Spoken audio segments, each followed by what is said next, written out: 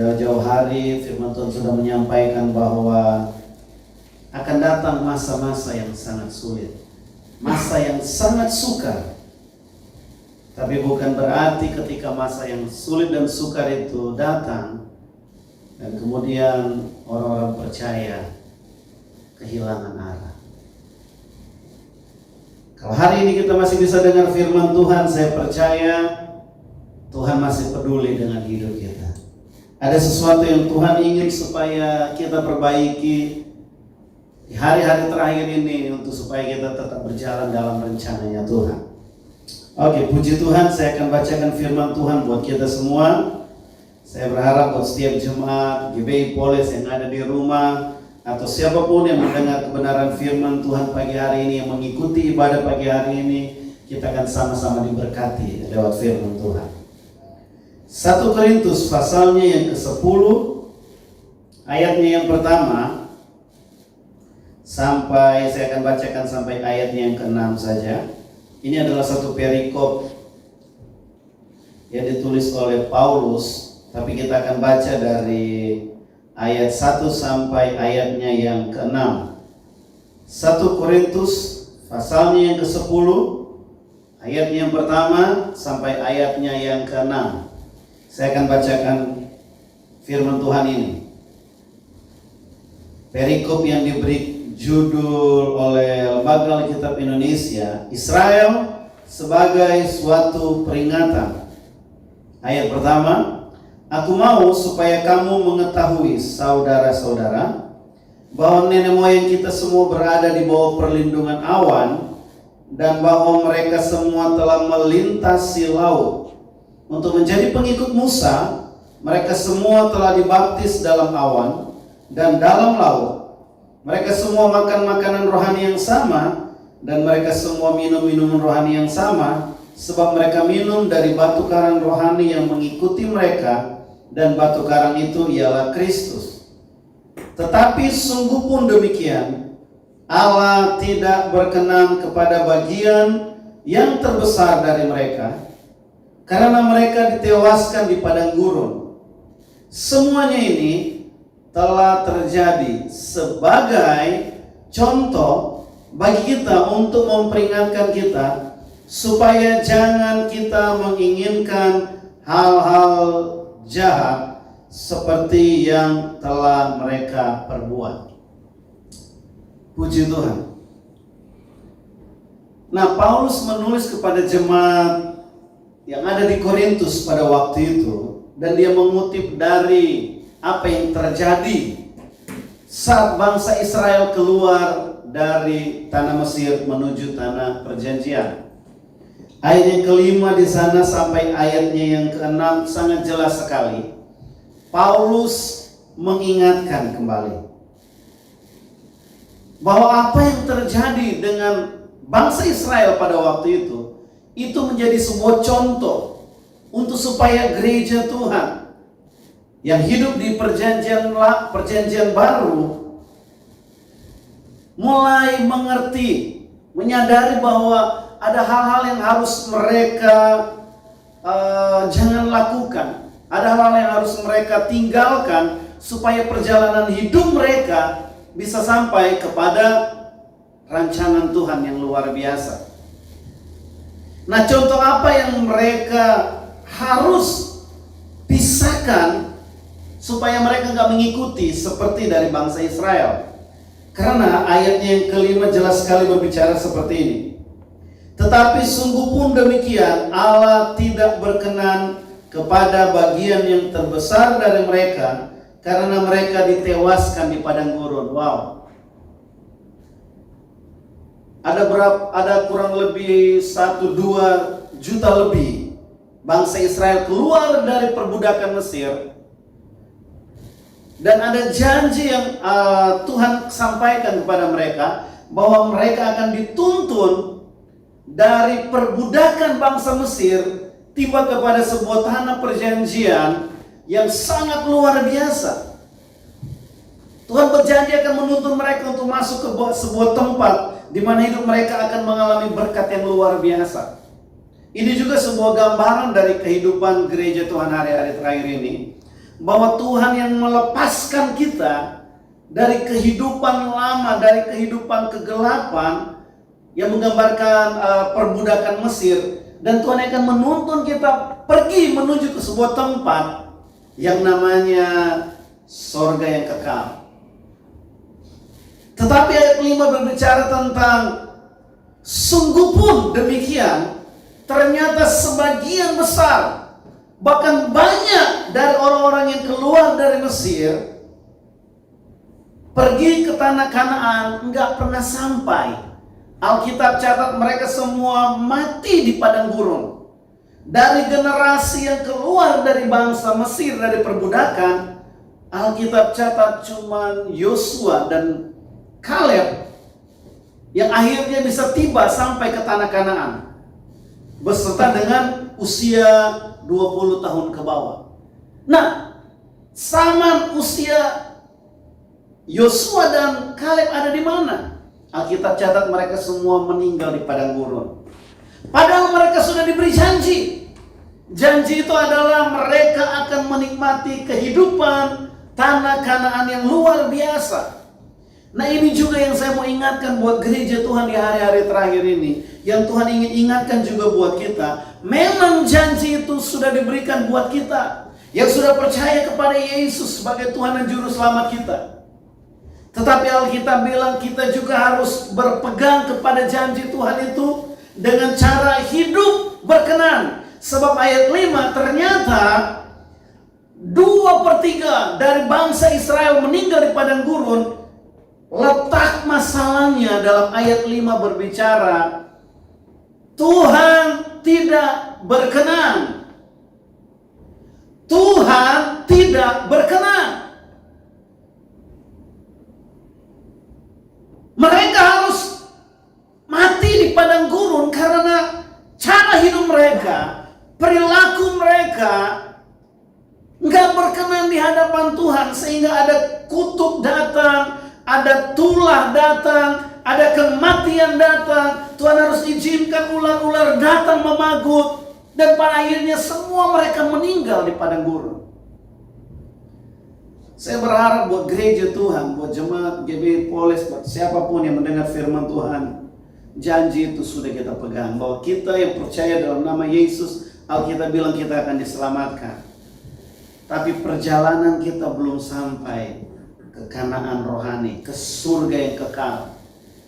Kita masih melewati ada banyak rintangan, tantangan, pencobaan, termasuk apa yang sedang kita alami hari-hari ini. Gereja Tuhan sedang berada dalam sebuah proses. Saya percaya Tuhan izinkan corona virus COVID-19 ini sedang melanda seluruh bumi.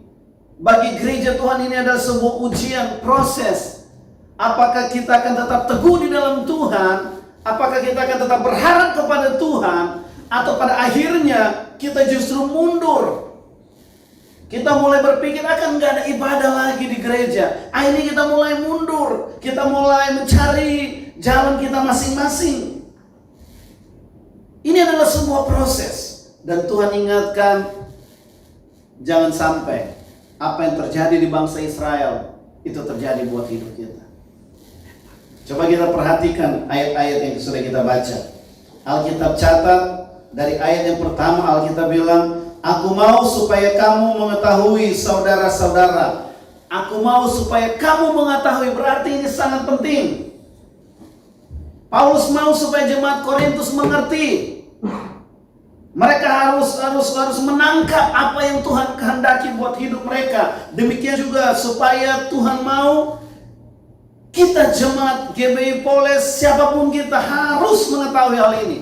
Jangan sampai kita cuek, jangan sampai kita berpikir, saya kan sudah percaya Tuhan, saya sudah percaya Yesus sebagai juru selamat saya. Ya sudah, saya pasti akan masuk surga nantinya. Tetapi ternyata ada sebuah contoh yang Alkitab ajarkan buat kita, bahwa kalau perjalanan hidup kita nggak berkenan kepada Tuhan, kalau cara hidup kita nggak sesuai dengan yang Tuhan kehendaki, jangan sampai Amsal bilang kita buka mata. Tempat kita bukan tempat yang namanya kekekalan yang indah mulia. Nah, ini adalah hari di mana Tuhan mengingatkan, menarik perhatian kita untuk kembali berpikir, apa yang sudah saya lakukan selama ini? Justru hari-hari ini ketika kita sedang diisolasi, sedang dibatasi gerak kita, ini adalah satu kesempatan untuk kita harus berpikir kembali apa yang harus kita lakukan ke depan. Kalau Tuhan masih izinkan kita untuk berjumpa bersama-sama kembali lagi dalam ibadah-ibadah seperti biasa, apa yang harus kita lakukan? Apa yang harus kita tinggalkan? Apa yang harus kita buat untuk menyenangkan hati Tuhan?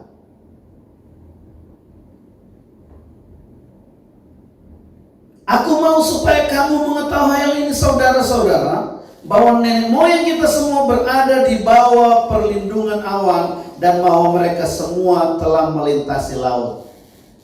Coba kita perhatikan apa yang terjadi dengan bangsa Israel pada waktu itu. Mereka hidup dalam kasih karunia yang melimpah. Kenapa saya bilang mereka hidup dalam kasih karunia yang melimpah? Mereka keluar dari perbudakan Mesir yang menindas mereka waktu mereka berseru, Tuhan, tolong lepaskan kami dari bangsa perbudakan ini, dari Mesir yang membuat kami tertindas. Tuhan dengar. Dan Tuhan buat perkara yang ajaib. 10 tulah Tuhan kirim supaya akhirnya bangsa Mesir melepaskan mereka keluar dari perbudakan. Ini adalah kasih karunia. Efesus bilang bahwa keselamatan kita bukan karena perbuatan baik, kasih karunia. Jadi bangsa Israel keluar dari Mesir itu karena kasih karunia. Bahkan Alkitab catat, bangsa Mesir memberikan banyak hal, emas untuk mereka bawa pulang, untuk mereka bawa dalam perjalanan mereka. Mereka keluar dengan kemenangan yang luar biasa karena tangan Tuhan menyertai. Kasih karunia, catat ini. Bangsa Israel keluar dari Mesir, kasih karunia. Saudara jemaat Tuhan, kita hidup hari ini karena kasih karunia. Kita diselamatkan karena kasih karunia.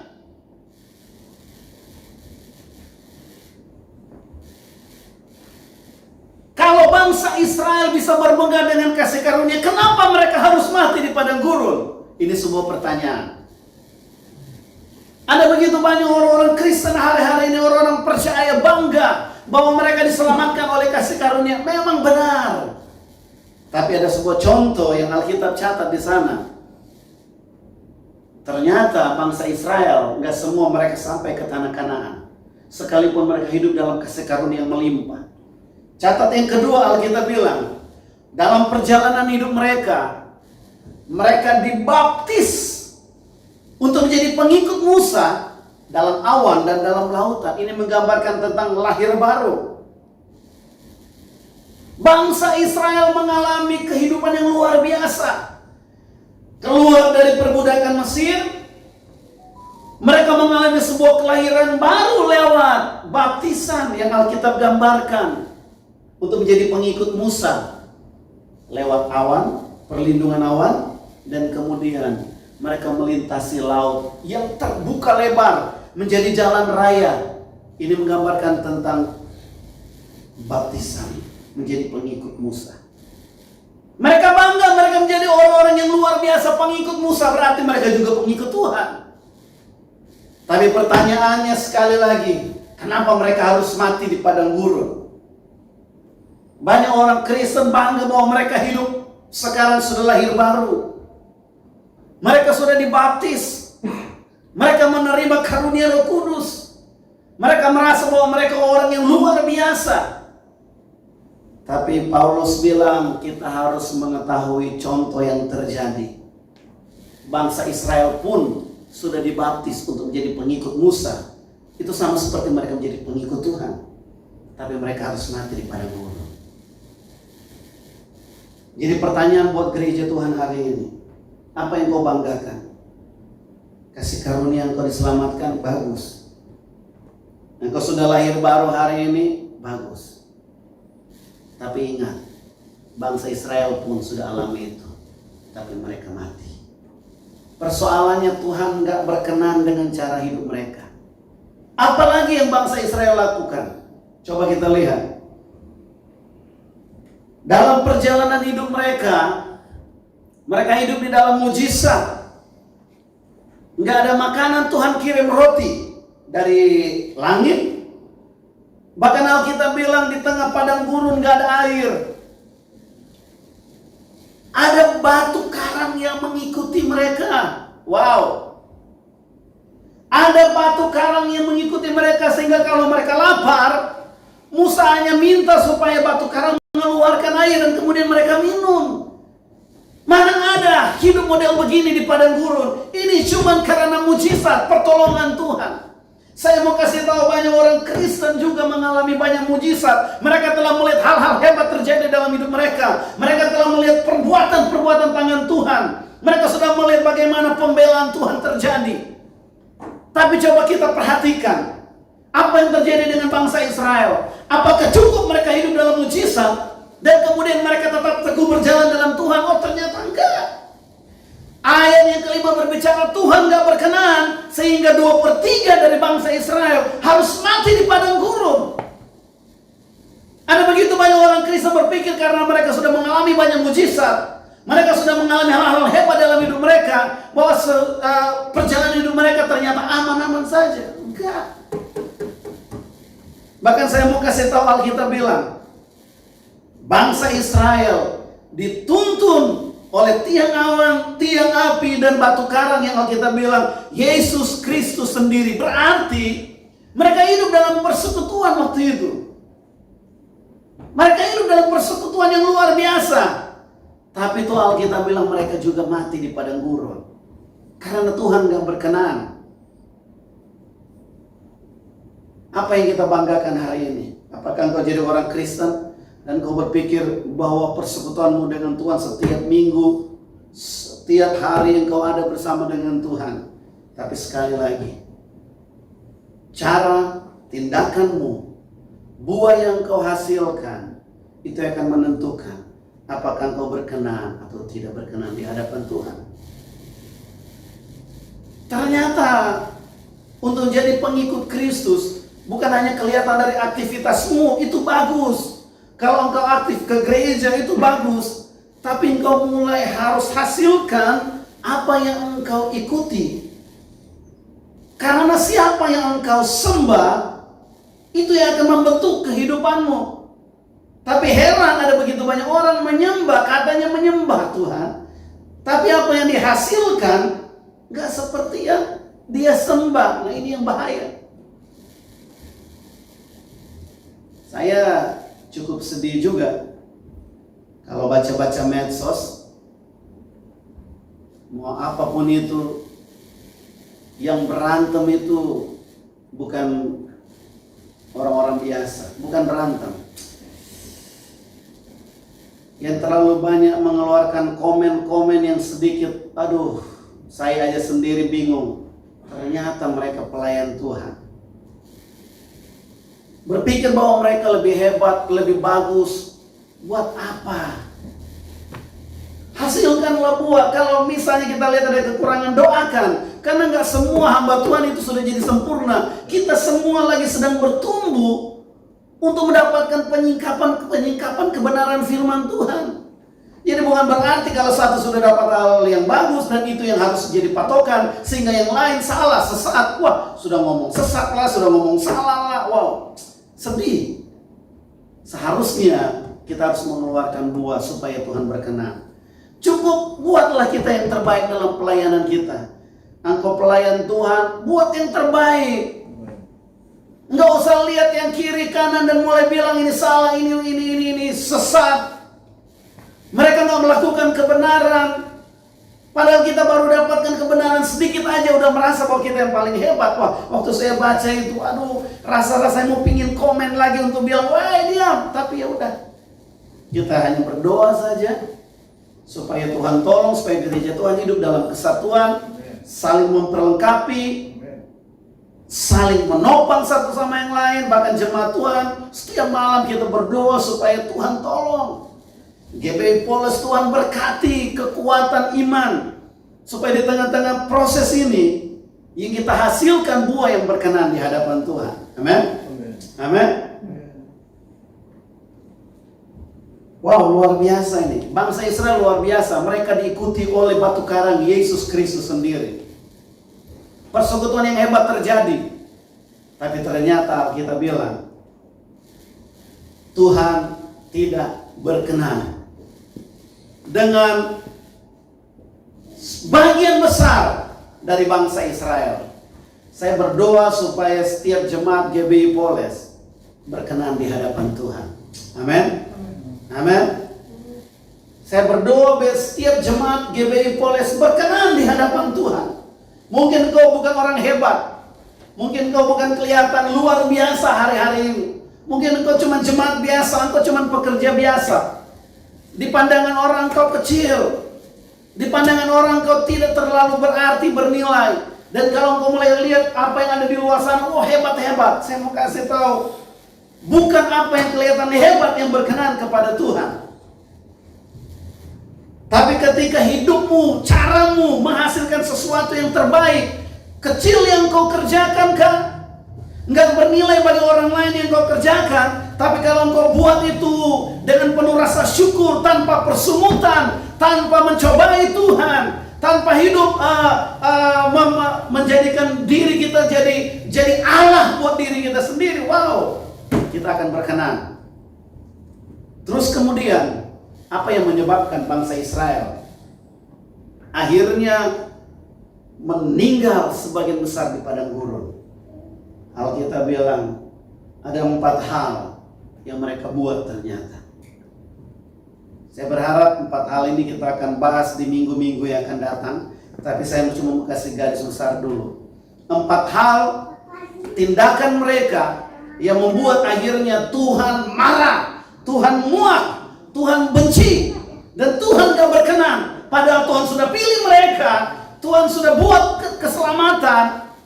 Tapi akhirnya tindakan mereka yang membuat akhirnya mereka terputus dari anugerah Tuhan untuk sampai ke tanah Kanaan. Yang pertama, Alkitab catat bahwa bangsa Israel ini mereka menjadi penyembah berhala. Yang pertama, mereka jadi penyembah berhala. Kenapa? Mereka lihat Musa naik ke gunung belum turun-turun, hati mereka gusar. Kadang-kadang kita berpikir begini, kalau belum ada pewahyuan, kalau belum ada sesuatu datang buat hidup kita memberi tanda, kita akhirnya jadi kesal dengan cara hidup kita. Apa gunanya saya buat ini, lakukan ini dengan Tuhan? Itu kok belum ada sebuah peneguhan datang, belum ada tanda-tanda untuk buka jalan memberkati. Akhirnya kita cari cara lain. Kita pikir dengan kekuatan kita, dengan pekerjaan kita, dengan kepintaran kita, dengan uang kita, dengan kemampuan kita bisa untuk survive dalam hidup ini. Kita bisa untuk selamat dalam perjalanan hidup ini. Wow. Tanpa kita sadari, kita sedang membangun Tuhan buat diri kita sendiri. Itu juga adalah berhala. Dan Alkitab bilang mereka membuat patung, mereka menari dan berpikir bahwa inilah Tuhan yang melepaskan mereka dari perbudakan dan membawa mereka keluar sampai berada di padang gurun. Wah, Tuhan marah. Saya mau kasih tahu jemaat Tuhan, mungkin engkau tidak membuat patung dan menyembah patung itu.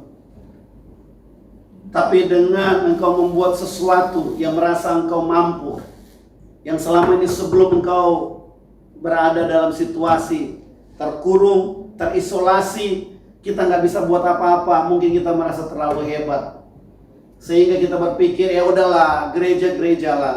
Tapi saya harus kejar kesuksesan ini, saya harus kejar ini semua, saya harus dapatkan kemauan saya.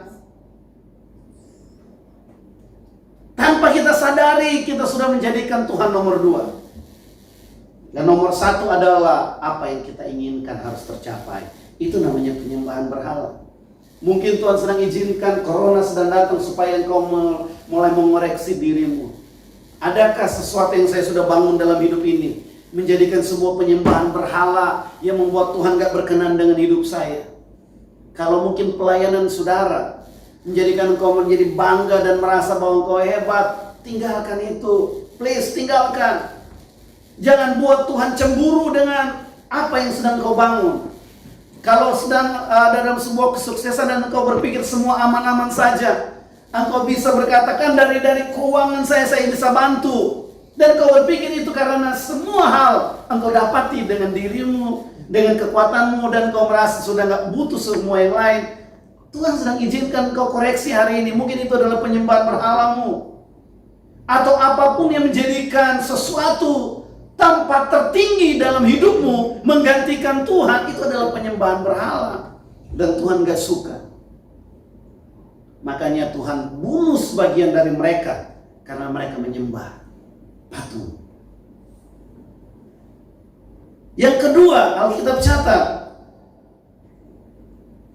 apa yang membuat mereka tidak berkenan? Ternyata bangsa Israel, mereka sudah ditolong Tuhan, tapi kemudian mereka pergi ke tempat di luar bangsa Israel, mengambil perempuan-perempuan yang bukan bangsa mereka dan hidup dengan mereka, bahkan menyembah penyembahan mereka. Alkitab bilang dalam percabulan. Wow. Tuhan marah besar. Kenapa? Karena mereka meremehkan kekudusan Tuhan. Ada begitu banyak orang, kalau kita lihat hari-hari ini di televisi, aduh, yang namanya penghormatan terhadap Tuhan kayaknya sudah semakin menipis. Semua digampangin. Sudah lakukan ini, mereka cuma cukup bilang, oh ya, kita manusiawi. Jadi kalau saya lakukan ini manusiawi. Dan itu udah jadi terbiasa.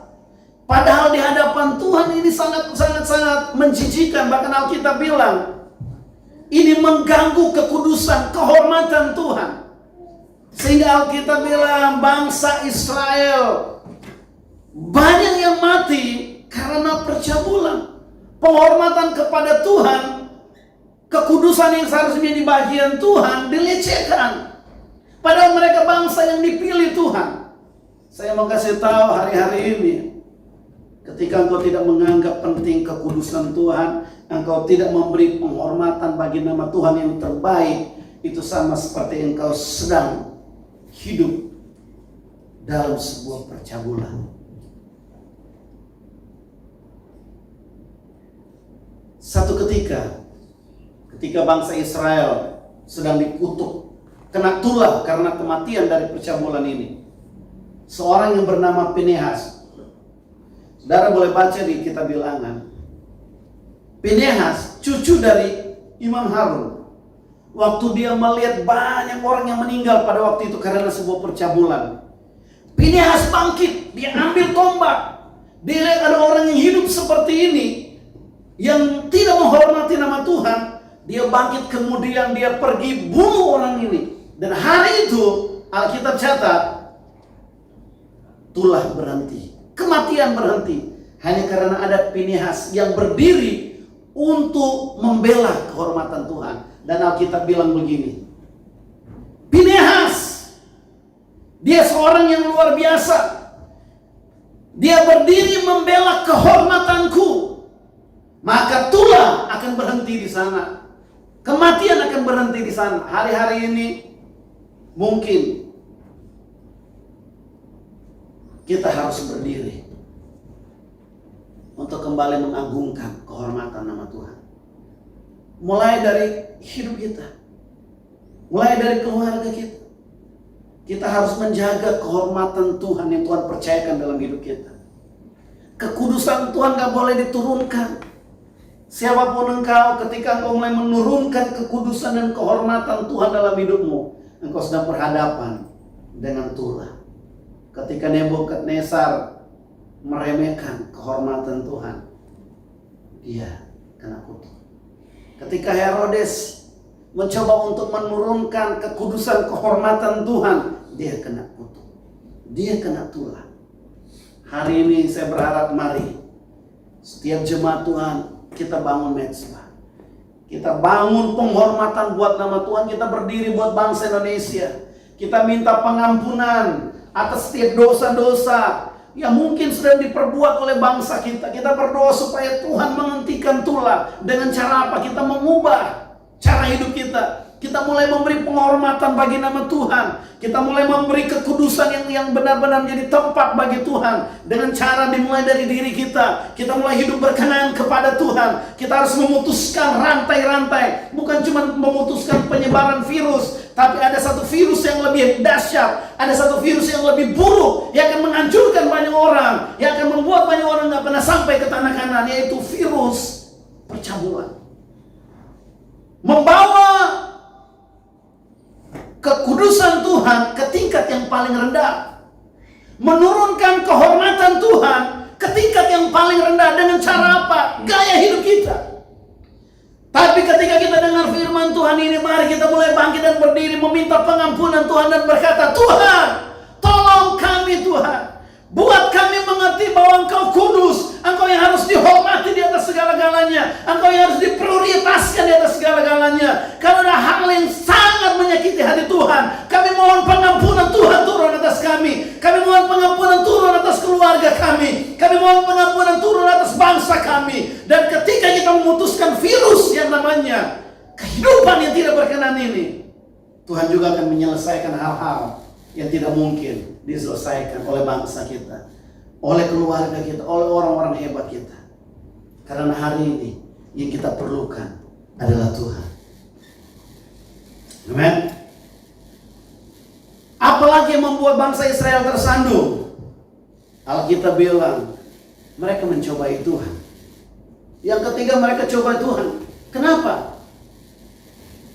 Bangsa Israel mulai merasakan bahwa ada sesuatu yang enggak sesuai dengan keinginan mereka. Setiap waktu mereka cuma makan roti air yang model yang sama, sampai akhirnya mereka bosan. Mereka bilang begini, Musa, kenapa kamu bawa kami keluar dari Mesir dan akhirnya harus bunuh kami, harus mati di padang gurun ini? Ternyata Mesir masih lebih baik dari tempat yang sekarang kami hidupi. Ada banyak orang-orang Kristen hari-hari ini mencobai Tuhan. Mereka berpikir bahwa Tuhan tidak ada di tengah-tengah kehidupan mereka. Kalau memang Tuhan ada di tengah kehidupan kita, kenapa ini harus terjadi? Kenapa masalah ini datang? Kenapa penyakit ini datang? Kenapa situasi ini datang? Dan kita berusaha untuk mempersalahkan Tuhan, bahwa Tuhan gak bertanggung jawab dengan hidup kita. Itu namanya mencobai Tuhan. Hari ini kita harus sepakat. Kita harus tinggalkan cara hidup sama seperti yang sudah dibuat oleh bangsa Israel. Apapun situasi keadaan yang sedang kita alami hari ini, jangan berpikir bahwa Tuhan tidak ada di tengah-tengah kehidupanmu. Tuhan masih pegang kendali. Amin. Tuhan masih memegang kendali. Kalau kita mampu masih bisa melihat dengan iman kita bahwa Tuhan masih bisa untuk menyelesaikan hal terburuk dalam hidup kita, bahwa Tuhan masih mampu untuk buat perkara-perkara yang namanya mujizat, maka kita akan menjadi bahagian dari orang-orang yang akan melihat tangan Tuhan bekerja dalam hidup kita. Kita bukan menjadi bahagian dari orang-orang yang terus mencobai Tuhan, yang terus ragu dengan kehadiran Tuhan. Mari hari ini kita tingkatkan kepercayaan kita. Mari hari ini kita bangkitkan kepercayaan kita bahwa Tuhan masih ada dalam perjalanan hidup kita. Tuhan masih menyertai keluarga kita. Tuhan masih membela kita. Tuhan masih akan menolong kita. Tuhan masih akan menuntun kita sampai ke tempat yang Tuhan sedang rencanakan dalam hidup kita. Jemaat Tuhan, tetap percaya kepada Tuhan. Jangan ragukan penyertaan Tuhan. Jangan turunkan tingkat kepercayaanmu kepada Tuhan. Justru di tengah-tengah kesulitan, pandang kepada Tuhan. Sadrak, Mesak, dan Abednego, mereka adalah orang yang harus kecewa dengan Tuhan seharusnya. Mereka punya kesempatan untuk marah dengan Tuhan. Mereka sudah beribadah benar, tapi kemudian mereka harus diperhadapkan dengan api. Tapi justru mereka pegang teguh bahwa Allah yang mereka percaya adalah Allah Yahweh. Kalau toh Allah yang mereka percaya tidak akan lepaskan mereka dari api yang menyala-nyala, mereka tidak akan pernah menyembah Tuhan yang lain. Artinya mereka nggak menurunkan kadar kepercayaan mereka kepada Tuhan yang sudah mengasihi mereka. Mereka tidak menurunkan iman mereka kepada Tuhan hanya karena Tuhan gak membela mereka pada saat yang paling genting, yang paling mengalami krisis. Saya mau ngasih tahu buat kita, saat-saat yang paling krisis terjadi dalam hidup kita, yang paling genting dalam hidup kita, kalau kita tetap terus menaikkan tingkat kepercayaan kita, kita terus bergerak maju bersama dengan Tuhan, di tengah api sekalipun, Tuhan mampu lepaskan kita. Sama seperti Sadrak Mesa dan Abednego. Kelepasan terjadi di tengah-tengah api. Wow, jangan turunkan kepercayaanmu dan kau menjadi ragu atas kehadiran dan pertolongan Tuhan di tengah masa sulit. Jangan mencobai Tuhan, karena bangsa Israel akhirnya mati dipagut ular. Tuhan izinkan ular-ular datang untuk membunuh sebagian dari bangsa Israel. Yang keempat, apa yang membuat bangsa Israel tersandung dan akhirnya Tuhan gak berkenan dengan cara hidup mereka? Alkitab bilang mereka bersungut-sungut. Dimulai dari Korah, Abiram, Datan. Mereka berpikir bahwa mereka masih bisa lebih baik dari Harun dan Musa. Padahal mereka harus tunduk harus dibawa ke pemimpinan. Ini yang saya mau kasih tahu juga buat kita. Kita harus tunduk kepada kepemimpinan kita. Hari-hari ini pemerintah mengeluarkan hal-hal untuk melarang kita untuk buat ini, lakukan ini. Harus kita hormati, harus kita tunduk, karena mereka adalah pemimpin di pemerintah yang Tuhan sudah kasih. Kalau engkau mendengar sesuatu arahan dari pemimpin, baik pemerintah jasmani maupun rohani, hormati, tunduk. Karena ketika kita nggak tunduk, sama seperti kita nggak menghormati Tuhan yang memberikan kepercayaan buat orang-orang yang ada di atas kita. Akhirnya kita mulai bersungut-sungut. Ada begitu banyak orang-orang Kristen bersungut-sungut. Cuman karena mereka mulai melihat ada sesuatu yang kurang, nggak sesuai dengan keinginan mereka, dengan apa yang ada di atas mereka, orang tua mereka. Banyak anak-anak muda bersungut-sungut untuk memiliki orang tua. Mereka marah dengan orang tua mereka. Akhirnya mereka hidup gelandangan, pergi ke sana kemari, justru menghancurkan hidup mereka.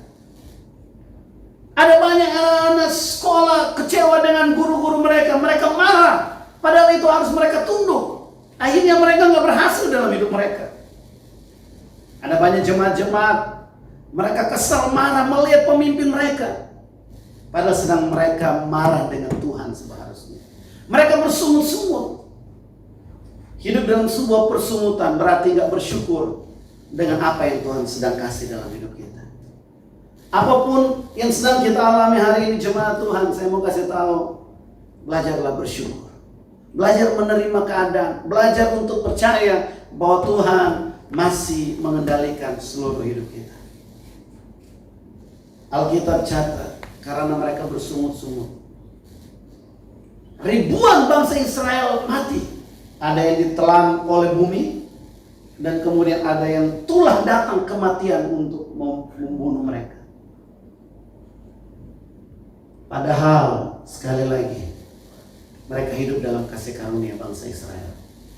Mereka sudah dibaptis hidup yang baru. Mereka mengalami persekutuan lewat batu karang yang menyertai mereka, tiang awan dan tiang api, mujizat banyak terjadi. Tapi akhirnya mereka nggak pernah sampai ke tanah Kanaan. Saya berharap jemaat Tuhan GBI Polis, siapapun engkau yang dengar firman Tuhan hari ini, engkau yang sudah hidup dalam kasih karunia, jaga kasih karunia itu. Engkau yang sudah lahir baru, teruslah lahirkan, hasilkan buah-buah yang menyenangkan hati Tuhan. Engkau yang sudah bersekutu dengan Tuhan hari-hari ini, membangun persekutuan, bangun persekutuan yang benar dengan Tuhan. Hasilkan sesuatu yang berkenan kepada Tuhan, karena itu yang akan membawa engkau sampai kepada kekekalan. Saya percaya ketika kita mulai hidup dalam jalan-jalan yang Tuhan kehendaki dan membuang semua hal-hal yang tidak berkenan, Tuhan akan melindungi kita. Kalau ada kematian yang paling buruk, bukan kematian diakibatkan oleh corona. Hari-hari ini kan orang ketakutan, kekhawatiran begitu besar karena virus corona. Karena ini bisa merenggut nyawa. Orang ketakutan, bahkan harus diisolasi kita semua hari-hari ini. Tapi itu kan cuma kematian sementara, cuma sakit sementara. Kematian yang paling buruk adalah kematian di padang gurun, yang akhirnya kita nggak bisa sampai ke tanah perjanjian Yerusalem yang baru. Kalau kita hidup berkenan hari-hari ini, kita belajar untuk menjadikan Tuhan prioritas yang terutama. Penyembahan berhala selama ini kita bangun dalam hidup kita gantikan dengan Tuhan yang menjadi Raja sepenuhnya menguasai hidup kita. Kita menjaga kekudusan, kehormatan nama Tuhan dalam hidup kita. Kita belajar untuk percaya, tidak ragu bahwa Tuhan ada dalam hidup kita setiap waktu. Dan kita belajar menerima apa adanya yang sedang terjadi dalam sekitar kita. Bersyukur bahwa Tuhan sanggup buat yang terbaik. Maka kita akan melihat pertolongan Tuhan, penyertaan Tuhan, pembelaan Tuhan akan terjadi dalam hidup kita. Alkitab bilang sekalipun kita harus melewati air, kita nggak akan dihanyutkan. Sekalipun kita akan melewati api, kita nggak akan dihanguskan. Sekalipun kita akan melewati sungai, kita nggak akan dibawa oleh sungai yang keras itu. Tapi kita akan lihat pembelaan dan penyertaan Tuhan akan datang dalam hidup kita. Amin. Doa saya di tengah-tengah situasi yang sulit ini, hidup kita akan menjadi sebuah perenungan untuk melihat apa yang harus kita tinggalkan dengan cara hidup kita yang lama, dan mulai beralih dengan cara hidup yang baru. Kita mulai belajar untuk menghargai Tuhan, menghormati Tuhan, bersyukur, dan terus meningkatkan kepercayaan kita kepada Tuhan. Harapan saya, satu kali kita akan bertemu kembali dalam ibadah-ibadah yang sudah Tuhan siapkan dalam ibadah Minggu Raya seperti ini. Pandemi ini pasti akan berlalu. Kita terus berdoa supaya bangsa Indonesia akan dilewati dari masa yang paling sulit. Kita berdoa terus supaya bangsa Indonesia akan melewati masa yang paling sulit ini. Dan kita akan sama-sama kembali memuji menyembah Tuhan, meninggikan nama Tuhan dengan cara yang berkenan bagi nama Tuhan. Doa saya, Tuhan memberkati kita, Tuhan menguatkan kita, Tuhan menolong kita.